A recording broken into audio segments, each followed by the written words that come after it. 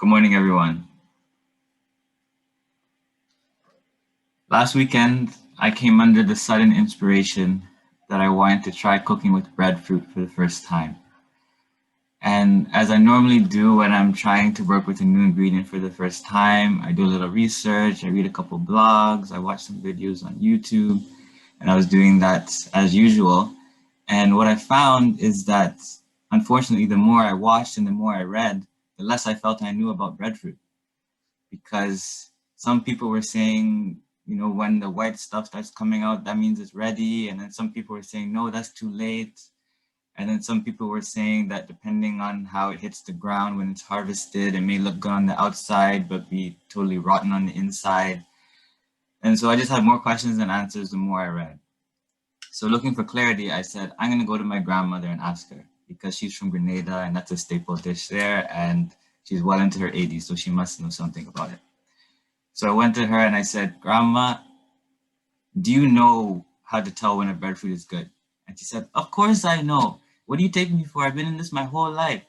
So I said, okay, how do you tell if a breadfruit is good? And then she said, I don't know. You just know. So that was the end of that conversation and my inspiration to cook with breadfruit for the time being. The difficulty of telling whether fruits are good or bad is well known to, I'm sure, all of us, and it's taken up in many places in the New Testament as an analogy for the Christian life.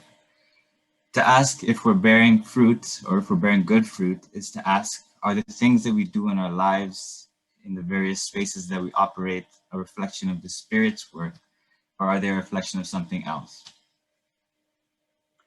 And just as it can be difficult to tell whether fruits in a natural sense are good, it could also be difficult sometimes to discern the quality of spiritual fruit. In the same way that a breadfruit might look good on the outside, but be totally rotten on the inside, sometimes the works that we do, the fruits that we bear are not always exactly what they seem. And adding to this complexity is what the apostle refers to in verse 6 as empty words, which are the teachings that come to us to tell us that if we want to live a fruitful life, one that's fulfilling and satisfying, that could be done by being disobedient to God.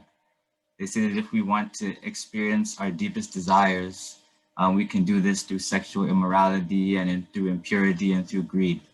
And that's the way to live a truly fulfilling life. But the apostle tells us that that's not the case. Far from it. He says that pursuing those things will leave us empty, without light or fruit or wisdom. And so into this chorus of empty words, which we hear every day, sometimes on full blast, the apostle calls out to us and invites us to consider a life that will truly bear fruit in the way that God intends. And he gives us 3 directions for how we can find that life. Firstly, he tells us to try those things that are pleasing to God. Rather than getting caught up in the empty words and their unholy trinity of sexual immorality, impurity, and greed, he gives us 3 other things: goodness, righteousness, and truth. Now, I think in our minds, we all understand that these are things that please God because the scriptures are always talking about these things. We've heard about them in sermons. But then we hear the empty words coming to us and telling us those things will be boring. And though we know in our minds that these things please God, have we really experienced them or tried them? Oftentimes, if we try them, we realize that they're not just pleasing to God, but they're also things that are meant to be pleasing for us. In Romans chapter 12, the apostle says that through testing, we discern that the will of God is good and acceptable and perfect. And there are numerous opportunities in our daily lives to do just this, to try and see if the instructions that God gives us are really good and acceptable and perfect. So it's just an opportunity in the various situations that we face, the challenges and also the opportunities that come before us to say, what does goodness do here? What would it mean to be righteous in this situation? What does the truth have to say about this? And to see if we don't find those things actually pleasing. not just to God, but to ourselves. Or to use the pattern that is in Philippians chapter 4 to say, I'm going to set my mind on what's good and noble and right, and what's pure and lovely and of good repute, and to see if this doesn't lead us into more fruitfulness than the empty words promise.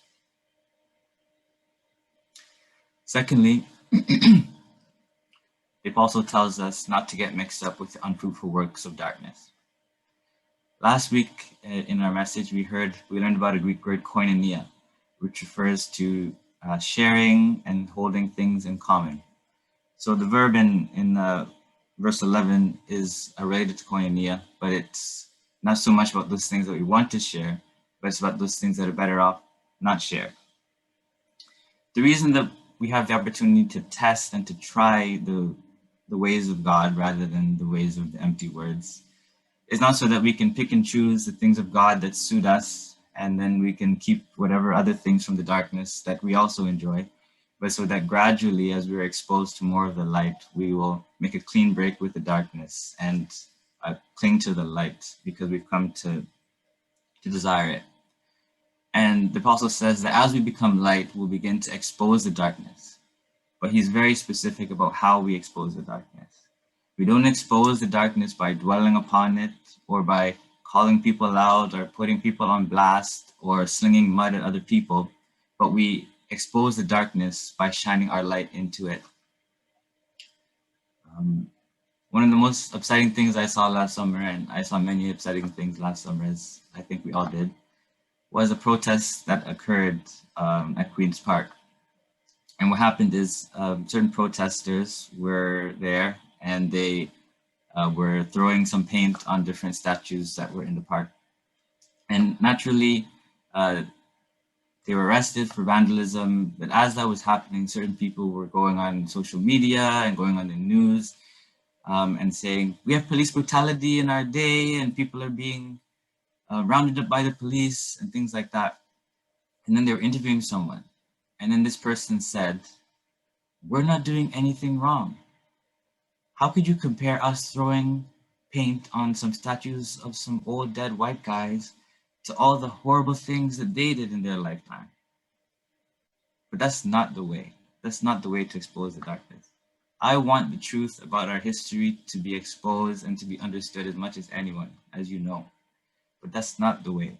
We don't expose the darkness by adding to the darkness, but rather we shine our light into the darkness. We don't expose police brutality by engaging in lawlessness and mischief. We shine our light into the darkness, and the scriptures tell us that the light shines in the darkness, and the darkness does not overcome it. And so that is how we expose the darkness and live as light in the Lord. And thirdly, we see to it that we're living wisely. The apostle gives us no illusions about the world. He says that we're living in evil days. He says that there are empty words circulating all around us that could lead us astray. But he doesn't say this so that we'll be in despair or feel hopeless or unafraid, but rather that we live our lives with our eyes wide open. And he gives us encouragement that as we gain understanding in these things, in the ways of God, it will make it easier for us to distinguish and to live wisely with all the currents that are around us and make the most of the time.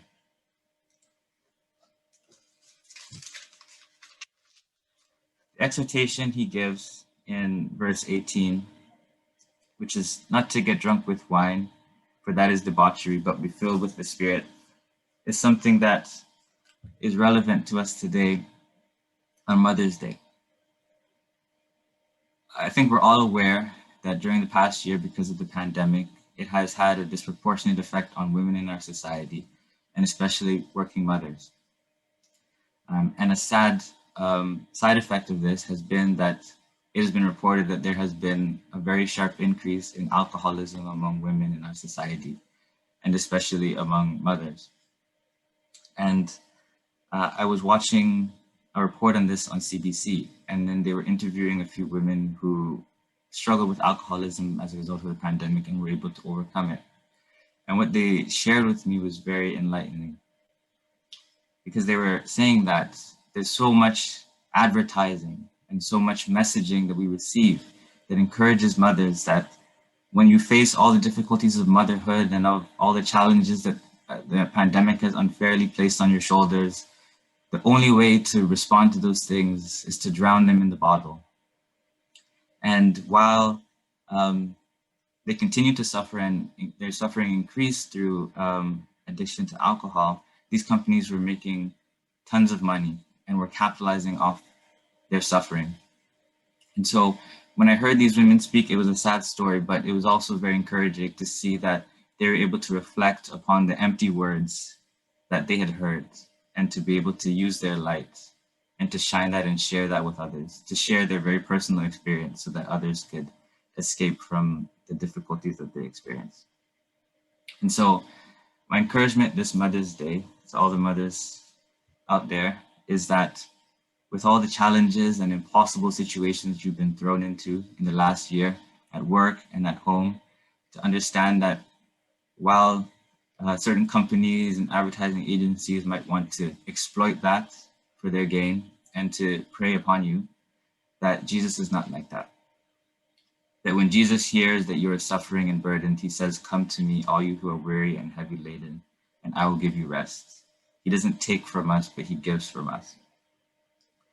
And on this Mother's Day, I hope that all the mothers that are listening have the opportunity to put their feet up and be served by those around them who they care for on a regular basis. But also to remember that this Mother's Day and every other day, Jesus is ready to serve you and to help you in those times of need, to give you the spiritual resources when you're at your wit's end, or when you're burdened and facing impossible situations and you're being torn in multiple directions. Know that Jesus is there and he can give you the wisdom and the light to face those situations and to give him glory as you do so.